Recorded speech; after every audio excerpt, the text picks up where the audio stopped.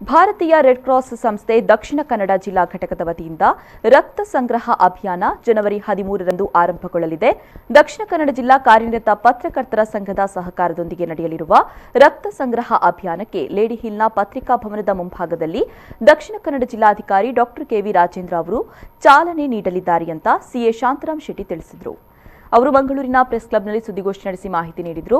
ರಕ್ತ ಸಂಗ್ರಹ ಮತ್ತು ರಕ್ತದಾನದ ಬಗ್ಗೆ ಜಾಗೃತಿ ಅಭಿಯಾನ ಜನವರಿ 16ರ ತನಕ ನಡೆಯಲಿದೆ. ರಕ್ತ ಸಂಗ್ರಹಕ್ಕೆ ರೆಡ್ ಕ್ರಾಸ್ ರೋಟರಿ ಬಸ್ ನಗರದಾದ್ಯಂತ ಸಂಚರಿಸಲಿದ್ದು, ಈ ಬಸ್ನಲ್ಲಿ ಒಮ್ಮೆಲೆ 3 ರಕ್ತದಾನಕ್ಕೆ ವ್ಯವಸ್ಥೆ ಇದೆ.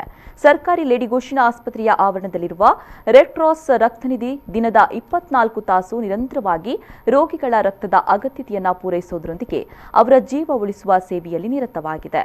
ನುರಿತ ವೈದ್ಯರು, ಅನುಭವಿ ಮತ್ತು ನಿಷ್ಠಾವಂತ ತಂತ್ರಜ್ಞರು ಹಾಗೂ ಸಿಬ್ಬಂದಿಗಳ ಪರಿಶ್ರಮದಿಂದ ಈ ರೆಡ್ ಕ್ರಾಸ್ ರಕ್ತನಿಧಿ ಕಾರ್ಯನಿರ್ವಹಿಸ್ತಾ ಇದೆ.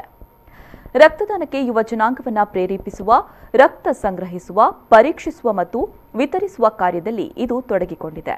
ರೆಡ್ ಕ್ರಾಸ್ ರಕ್ತನಿಧಿಯ ಅಪರಿಮಿತ ಸೇವೆಯನ್ನು ಪರಿಗಣಿಸಿ ಕರ್ನಾಟಕ ರಾಜ್ಯದ ಗೌರವಾನ್ವಿತ ರಾಜ್ಯಪಾಲರು ಪ್ರಶಸ್ತಿಯನ್ನ ನೀಡಿದ್ದಾರೆ ಅಂತ ಹೇಳಿದರು.